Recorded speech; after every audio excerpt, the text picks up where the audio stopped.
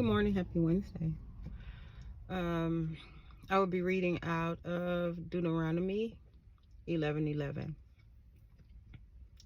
But the land unto which you are about to cross to possess, a land of hills and valleys, drink water from the rains of heaven. The Holy Spirit gave me this for weeks, and I couldn't really get a whole lot out of it, so I had to study it. And it was when Moses was speaking to the Israelites that were about to cross over.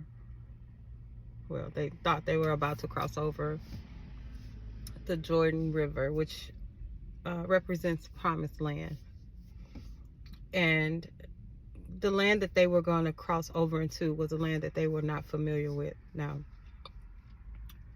they have been in captivity all of their life, and actually generations of their families have been in the same captivity. This went on for over 400 years. So the only land that they've ever known, that their ancestors ever known, back to 400 years, was Pharaoh's land. And so he is describing to them a land of hills and valleys that drinks water from heaven, to try to get them to see that this land, this promised land, is going to be so totally different for you. This promised land is going to be like something that you have never experienced before in your life. But you have to get there. You have to cross through the desert. You have to get through your dry places. God is calling us to be obedient and to walk in faith, even in our dry places,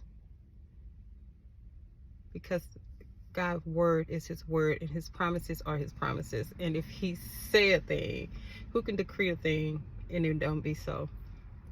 God decree a thing. If he say it's going to be so, it's going to be so.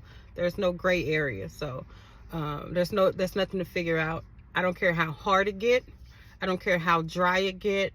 And it got to the point with the Israelites later on in Deuteronomy, where they was like, look, we're done. We're not doing this anymore, okay? We've been walking, we've traveled, we're going back to eating onions and potatoes. And the anger of the Lord was kindled, which terrified me. But and he's like, all right, bet. You're right, you won't see it.